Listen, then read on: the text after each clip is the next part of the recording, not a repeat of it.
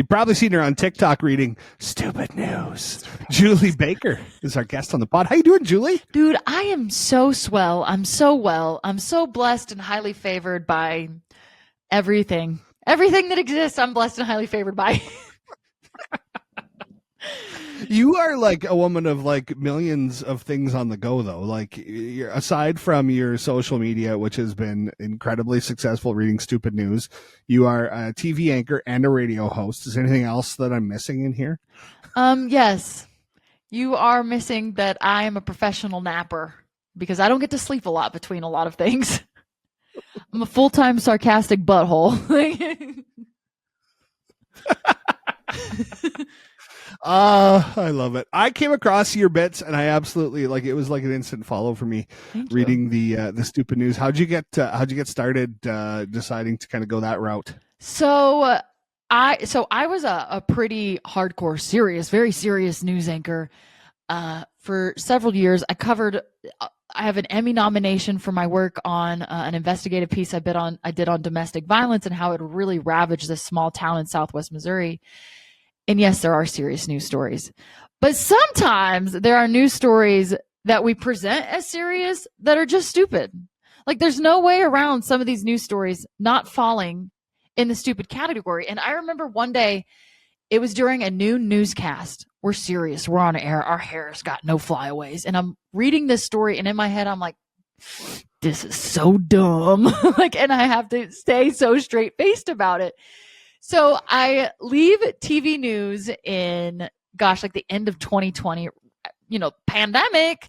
And I go into radio. I have a radio show called The Julie Baker Show, egotistically named. And I think to myself, there's a lot of dumb news out here. And I think the first dumb news story that I did was about how there was a shortage of Santa Claus malls.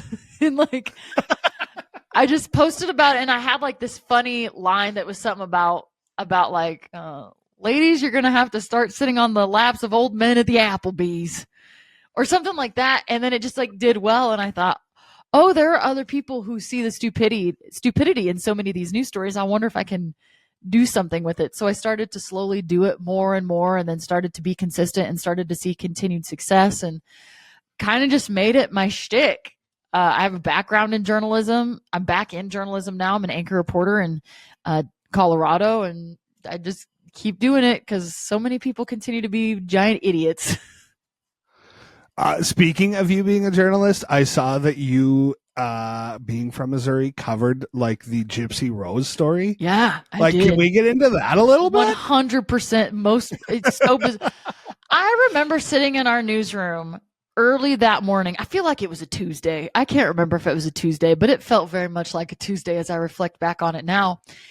And it's been like 10 years, so I'm trying to remember the details, but I think we get this like thing from the police department or the sheriff. I think it's the sheriff's department, because it was Greene County, that was like, hey, this girl's missing, Gypsy Rose Blanchard, like we can't find her.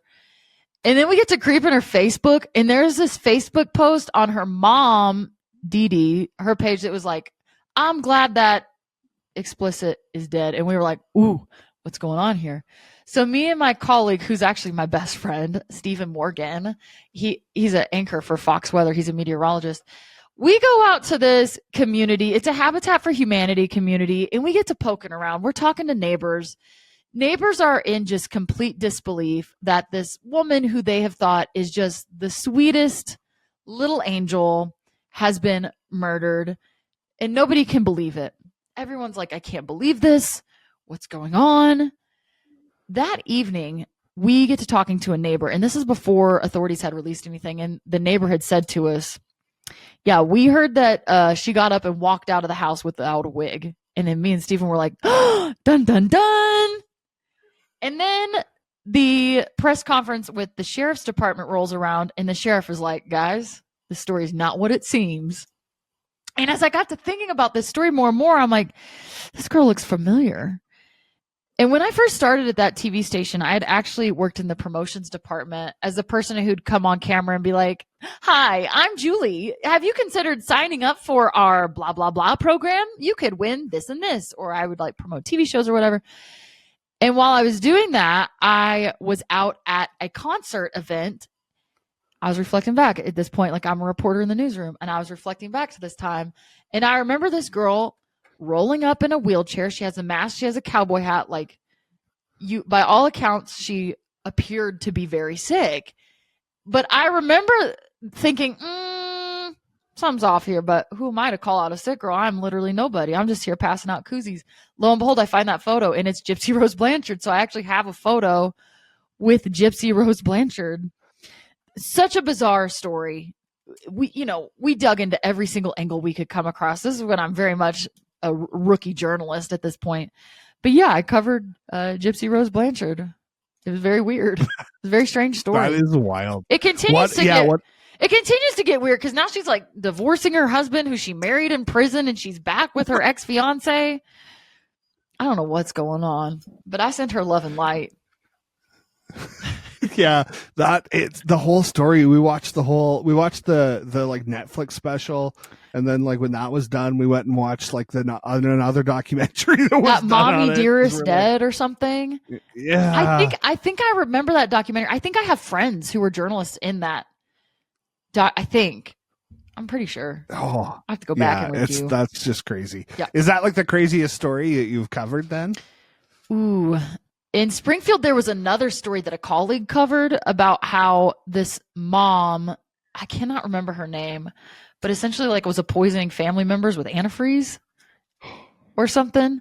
But I covered Hurricane Florence pretty extensively when it hit the North Carolina coast, and I got some national time during that because I thought our cameras were off, and there was this lady struggling with a Rottweiler getting it out of her flooded house, so I just picked it up. That went viral, which it was a Rottweiler and it didn't bite me. So I was like, cool. This seems like a win. Very sweet dog. But I think between those two, I feel like those take the cake. No kidding. So how'd you wind up moving to Colorado then? Let me explain to you TV news. I missed it a lot. And I was working in a radio, and this, I'd gone out a couple years ago to visit a friend up in Denver. And then I was like, I don't want to be in Missouri anymore. Let's see what's in Colorado. And I just applied. And coincidentally enough, I had a friend who was an anchor at this station I'd actually gone to college with. So I reached out to her and I said, hey, Taylor, like, I know it's been a while, but I've applied for this job. And she's like, girl, you'd be perfect for this. And she's like, here's our news director's email. And so then I'm back in TV news. I'm back, baby. I missed wearing those I love it. jewel tone dresses. Are you loving the Colorado life? It's like Denver has become my family's like favorite place to visit. This last trip we had a couple of interesting moments, but it's become our favorite place to visit. Colorado is a great place to people watch because you don't know what people are going to do. We got these e-bikes in downtown, or these, the electric scooters. And I'm just all the time like, your brains are not going to stay inside. You acting like that. You acting a fool. So I feel good about it. I feel like there's always something. There's always something happening. There's always something to do. There's always something to do. Yeah, downtown Denver it's a whole different vibe than being on like the outside of Denver. We went downtown to film a couple videos and then went and had pizza. And the pizza place we went to, have you ever been to Redeemer Pizza? No, but I feel like there's a Bible verse on the wall there somewhere. This is like a must. Like, this is the best pizza I've ever had. Wait, really? Yeah. It's called Redeemer Pizza? Yes. Okay. So good. It's like it's downtown somewhere. But they have like service in like the back alley. Like they have like a whole like kind of lounge area, but you walk down this back alley that is all like spray painted, and there's like garbage cans. I don't know if you're selling me on this. This doesn't seem like a safe place to get pizza. And then there's like a glowing pizza slot, like a neon pizza light. Like, it doesn't actually say the name. It's just this neon pizza light. And you go in, and the pizza was amazing. It was so good. I feel like this is where the Ninja Turtles get pizza before they crawl down a little manhole to the tunnels. You know what I mean? Like, Might be. I'm going to write that down. I'm going to go to Redeemer Pizza in Denver. Yeah, it was phenomenal. I loved it. My last time we were in Denver, we were looking up good pizza. We found that place. We went and bought like a full pie and then took it to our hotel. And it was good, but like, we drove across town with it, so it cooled down. Yeah. This time it was like fresh, right in the, like, my kid was like, "Can I go get more pizza?" We're like, "Yes, you can." So Clean it it up, was, son. yeah, like, highly recommend the Redeemer Pizza in downtown Denver. You know what I saw that you got to see that I was pumped that you got to see? Blucifer. For those who don't know, Blucifer is this giant blue statue that stands outside of Denver International Airport, and it has eyes that light up red. I don't know why. I don't know who thought this will definitely be welcoming, but it's not. It's freaky, especially at night. Well, and then the whole, so I put a post up saying, "We're coming to Denver. What should I go see?"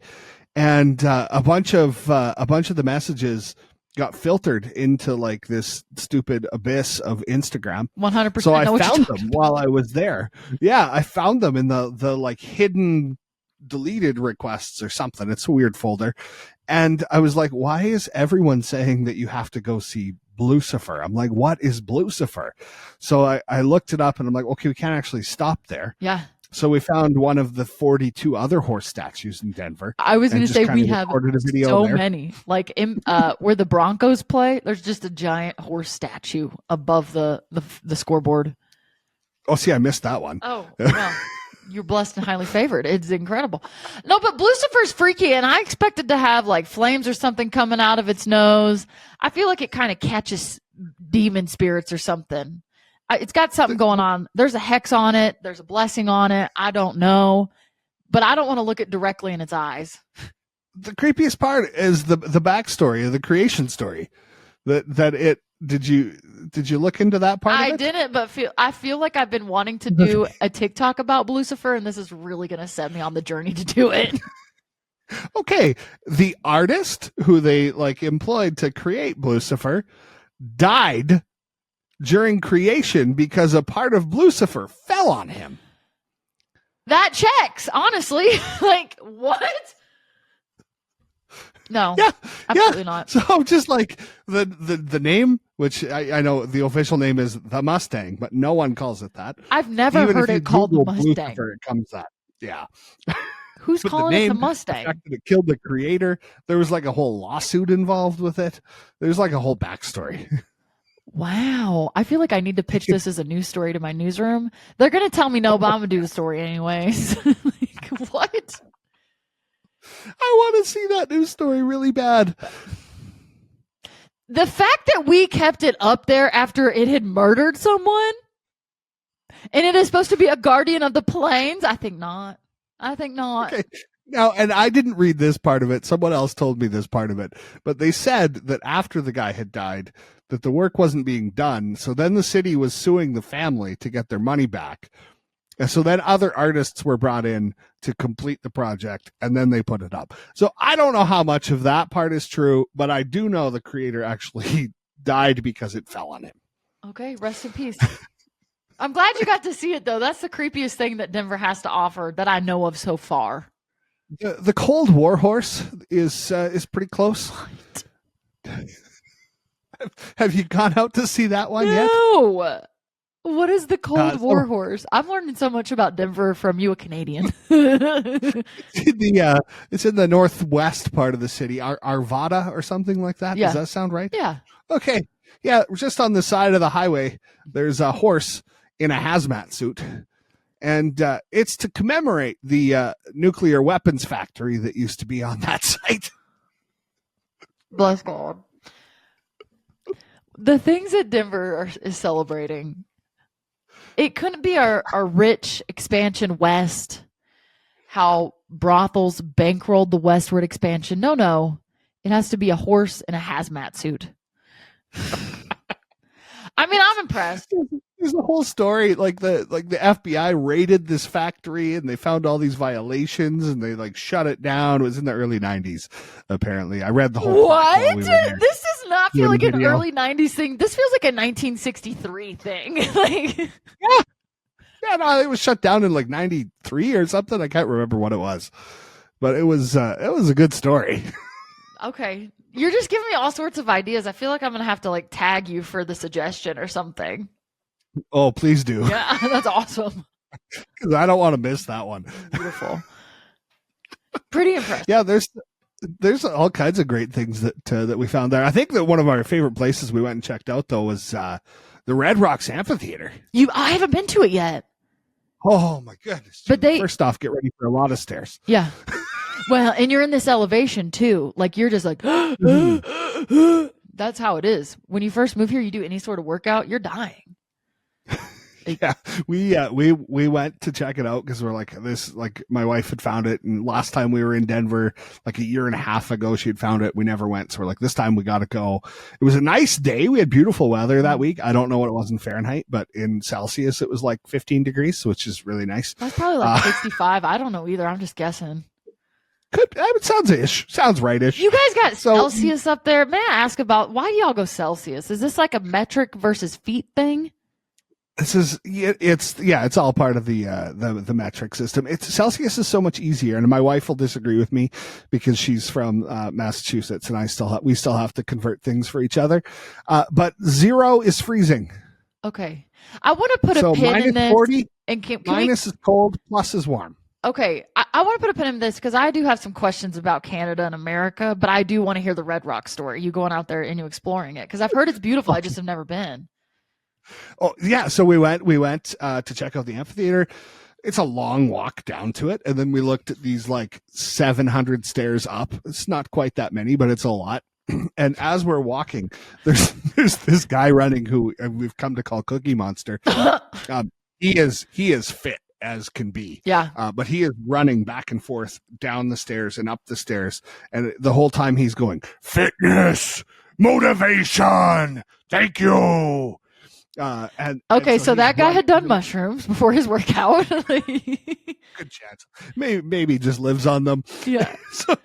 So he's running and jumping up these, like every like flight of stairs has its own like level with like plants. He's jumping up these things, and we're watching. And then suddenly 2 minutes later, he has a dog. I'm like, where did the dog come from? This man was for 10 minutes was just running up and down the stairs. Where did the dog come from? I feel like you saw like a rip in the veil and you were actually looking into a video game. Like he's Mario and he's trying to hit his head so he can get mushrooms to run faster and a star to where he can't be killed. And he picked up a dog along the way. You know what I mean? Like it's a video game. He picked up a companion. Like what's happening? But needless to say, I want to go back to Red Rocks, A, in better shape, and B, to watch some kind of a concert there, because that place looks incredible. It does. They have all sorts of shows there. Again, I haven't been, so I just report on them. I don't go. You need to go to one. Why do you think Americans, as a Canadian, so as America's hat, why do you feel like we don't want to go to the metric system? And also, can you please explain to me why when we have races, like the turkey trot, that is in the metric system. A 5K is 3.1 miles, but we don't say I'm going to run 3.4. I'm not going to run 3.1 miles. I'm going to run a 5K. Why do you think that is? I don't know. Someone somewhere was just really, really stubborn, and the metric system was coming around, and they're like, nothing wrong with the way we do it now. I don't get this new age nonsense. It's never going to catch on. And then the rest of the world went, this is simpler. Let's give it a try. I feel like I don't want to lay the blame at George Washington's feet, but I think it was probably him or his nephew or something. I don't know if George Washington had a nephew, but also I don't know much about George Washington other than he's our first El Presidente and he's on our $1 bill and our quarters. But I feel like this is a George Washington move. I think what I know about George Washington was what I was taught in Hamilton, which is not a ton because it was mostly about Hamilton.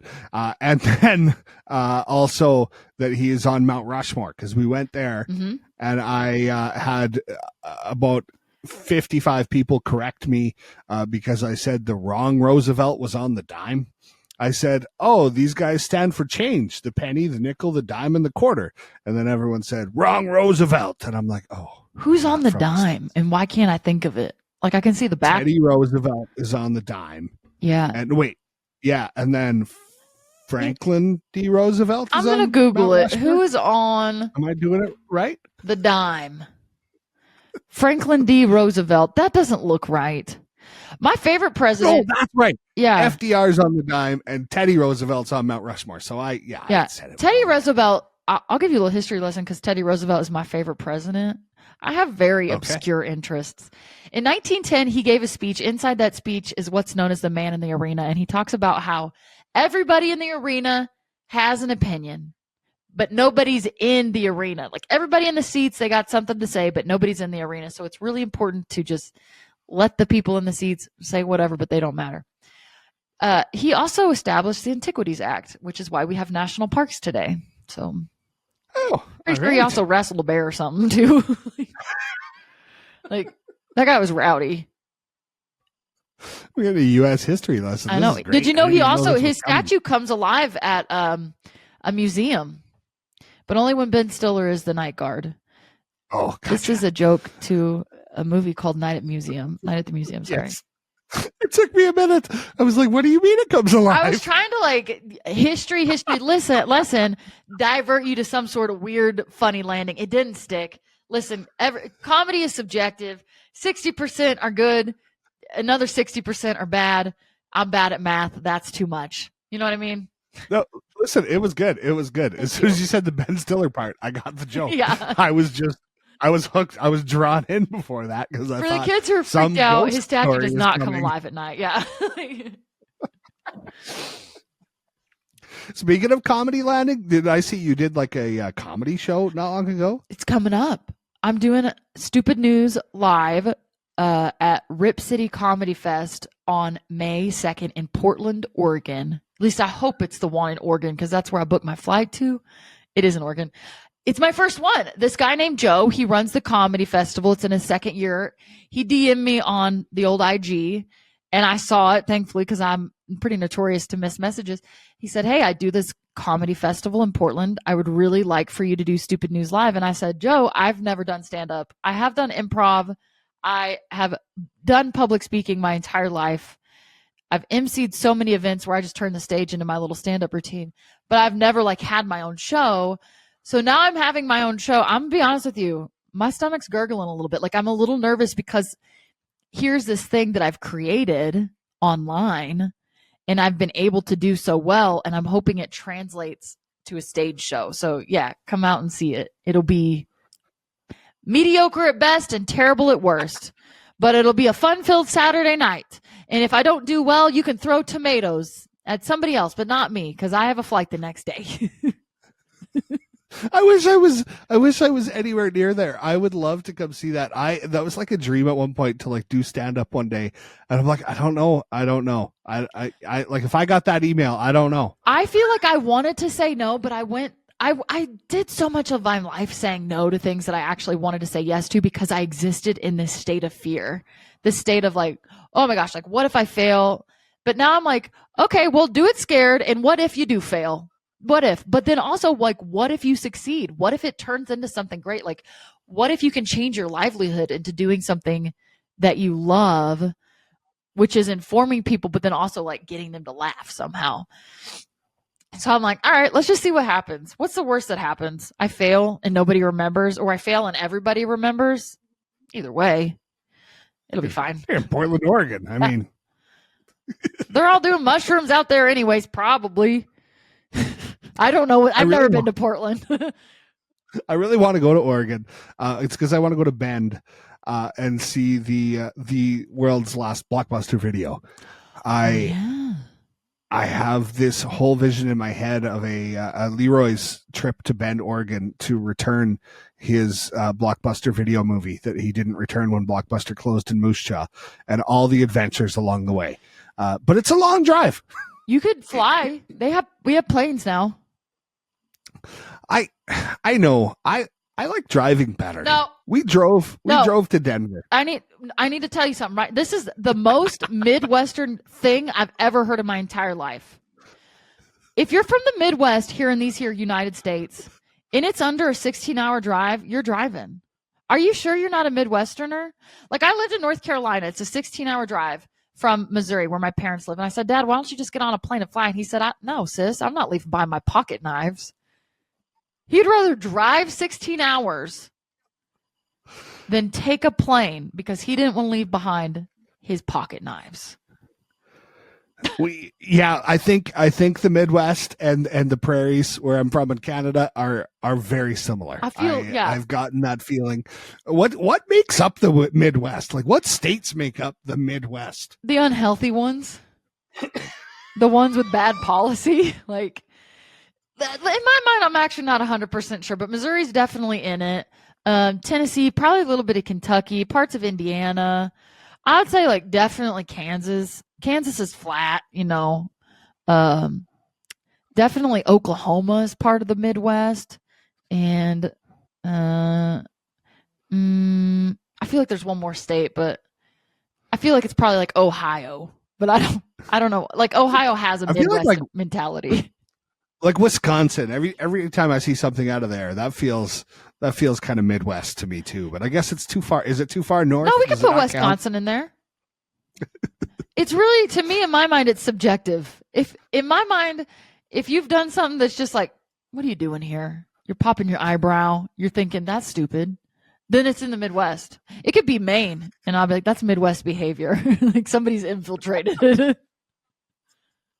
Oh, that's fantastic. The driving part absolutely is 100% like what it's like here, because Moose Jaw, like our nearest big center.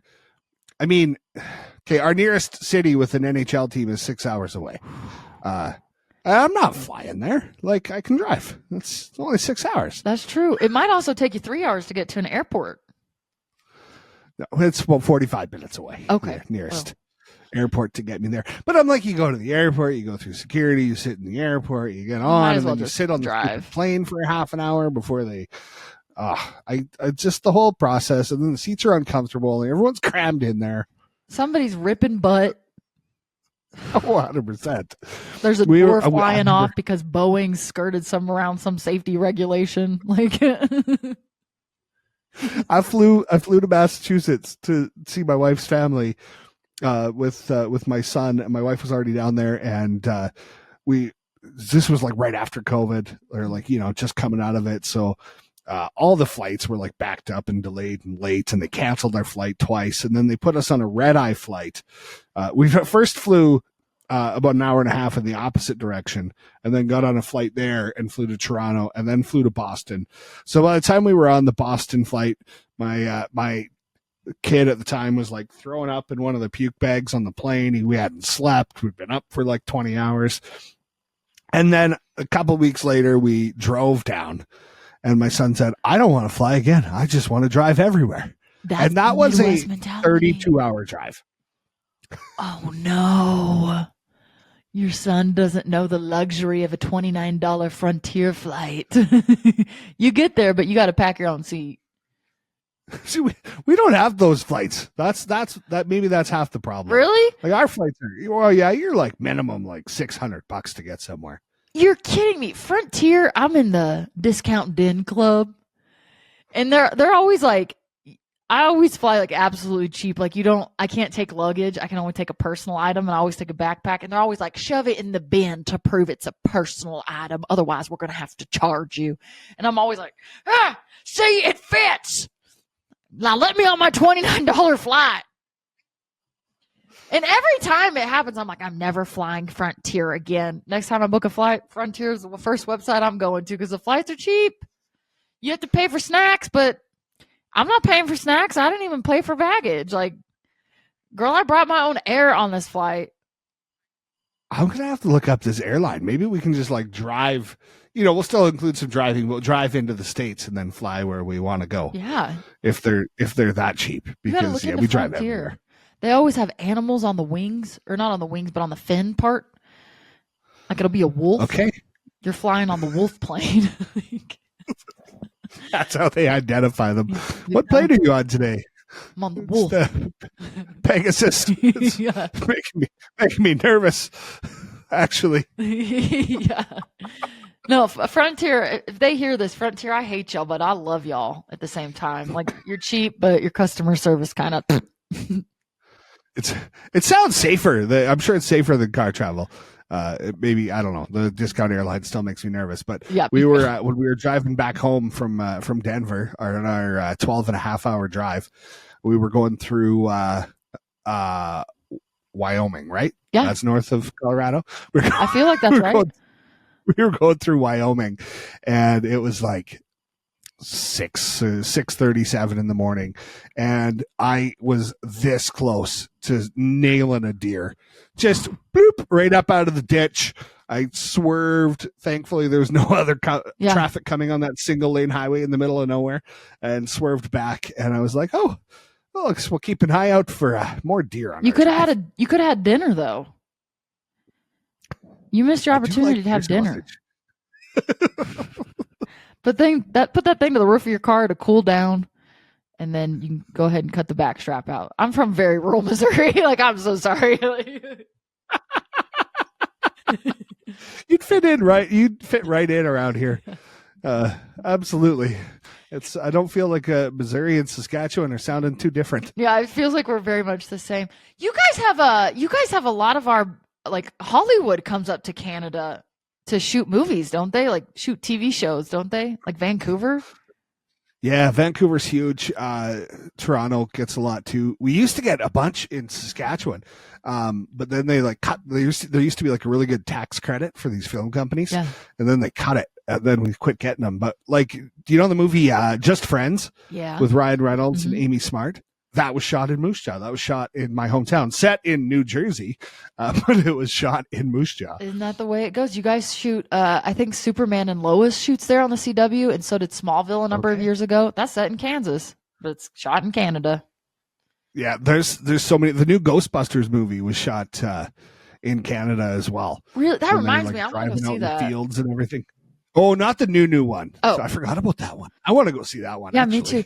Do you mean the new one where they had the girls as the Ghostbusters, or the new one where they had what's that girl? Where they had Paul Rudd and the kid from Stranger Things. Yeah, Stranger Things.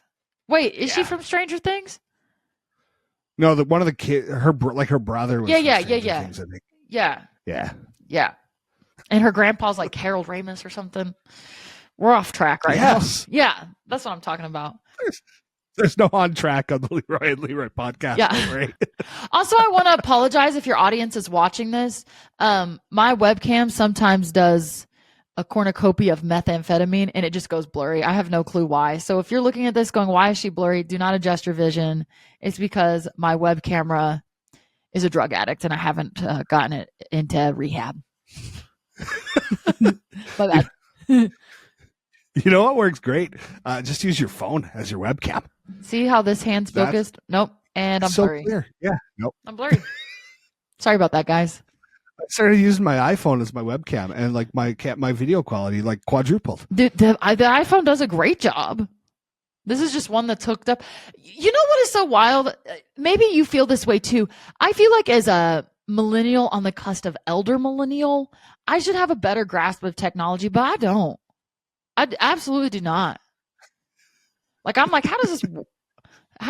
is there a child around here that can explain this to me? Like, I'm constantly fighting with technology. I'm not good at it. I wish I was, but that's not my talent in life. I just buy Apple products and then they all play really nice together and they're kind of dummy proof. Okay. Well, they're not because I have all Apple products and. Oh, see, literally you can take like the cord you charge your phone with, plug it into your laptop or computer or whatever, and it will just recognize it as a camera. You don't have to do anything. What? It's amazing. I'm learning so many things. Okay, I wanted to ask about the comic books behind you in like so many of your videos. What's the scoop? Okay, I'm about to nerd out with you. I love Lois Lane. And between 1958 and 1974, they put out 138 issues of Superman's girlfriend, Lois Lane. And I probably have like 40 of them. I also have this one comic. The only comic that I have that's not Superman's girlfriend, Lois Lane, is a Superman comic where the villain is a one-legged woman who's a pirate with an eye patch and a dog. And I've really related to that character. And so I had to pick that one up. But I find Lois Lane to be this really... I felt seen by Lois Lane, if that makes sense. Like, maybe she's not as funny as me, but, strong-willed. She goes after what she wants. She kind of doesn't take BS. And to me, her brilliance is equal to Superman's brawn. So she is really this, like, if I could be any character in any fictional book, it would be Lois Lane, because she has this tenacity that is so brilliant and inspiring and empowering. And I feel like she's in this era where maybe women weren't often portrayed by that. And she was not in these comic books originally. Like, the comic books, Superman's girlfriend Lois Lane are not like Amy Adams or the Betsy, I can't think of her last name, who plays Lois Lane in Superman and Lois the CW show. Like, that's not Lois Lane in these comic books. In fact, in issue 16, which I have up here, Superman calls Lois Lane an idiot. Like, they kind of portray her to be this fool. But throughout these issues, you start to see this evolution happen in Lois Lane. What's happening simultaneously in society is the women's rights movement is starting to happen. So women are starting to get more rights and gain more ground. And that's kind of reflected in these comic books. And I find that to be so cool that you get to see like this historical evolution happening in cartoons. So I'm really fascinated by that. I think it's really cool. So on top of Lois Lane being like an idol of mine, I found just like this historical evolution to be so fascinating that you can literally see out in, comic books. Yeah.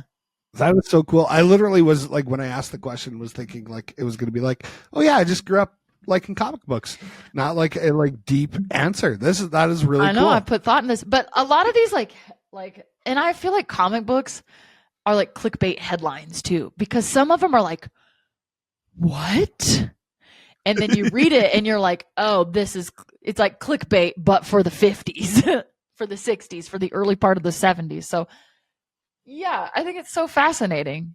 Eventually, like, Lois Lane's like, I got Superman's powers. What am I going to do with them? And she's a vamp. We used to have these commercials in Canada that were called heritage moments, and so it would just be like something about Canada's history, and it would be like a reenactment. And one of them was focusing on how Superman was created by a Canadian, but in like the reenactment, this guy's like getting on the train, leaving for the States, and somebody's like running on the train being like, look, you forgot your picture. It's like, you can keep it, that's Superman. Wait, is that true? I feel like, is it the truth? Yeah, it was like invented, but he was like, but there's so many of these heritage moments where it was like Canadians who invented something, but they did it on their way to the States, or they were in the U.S. Like James Naismith invented basketball. We had a heritage moment about him inventing basketball in this YMCA in Springfield, Massachusetts.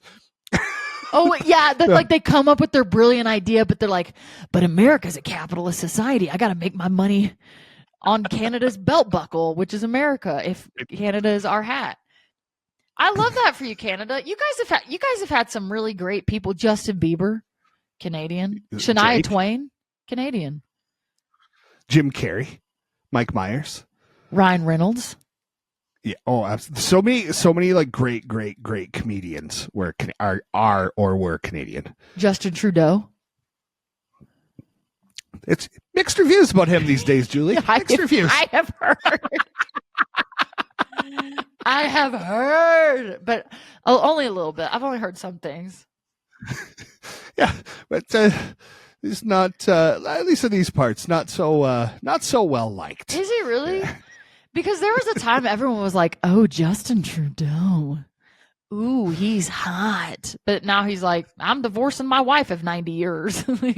Yeah, it's a lot of stuff's popped up about him over the years. Okay, I'm gonna have to go on a deep creep, because the way you're presenting Justin Trudeau to me, it's not so much a Justin Trudeau as it is a Justin Trudeau. That's been a popular saying. Has it? Dang it! I thought I'd come up with that on my own. Or Justin Trudeau is the other one. Oh, okay. Noted. Oh my goodness! I feel like we could stay on here for like hours and just chat. I appreciate you so much coming on the podcast, Julie. Where can people go and find you on social media? Yes, it's all of my handles: TikTok, Instagram, YouTube, the Facebook. I'm going to keep calling it the Facebook. That's the original name, and that's how the creators meant for it to be. Sue me, Mark Zuckerberg. It's at and Julie Baker. There we go. Well, I'll make sure we post. I tag you when we start posting these up as well. We'll post a bunch of clips from this, but super appreciate you taking the last 40 minutes of your day between radio and TV and Lois to chat with me. Can I say this? I was on a TikTok live one time and I went to pick up the pirate one to give that explanation, and the whole thing collapsed behind me. It fell. It shattered I have this flag. I really love history. This flag only has 48 stars on it, and it shattered the glass it was in. So I was like, my bad. So was that when it just randomly fell behind you? Yeah. I had gotten, I don't know if I'd just accidentally nudged it and not realized it, but it fell, and I was like, okay, can the ghosts chill out? They're supposed to terrorize me at night, not during the day. So oh my goodness, thank you so much. And Julie Baker, go check her out on social media. I appreciate it, Julie. Thank you for having me.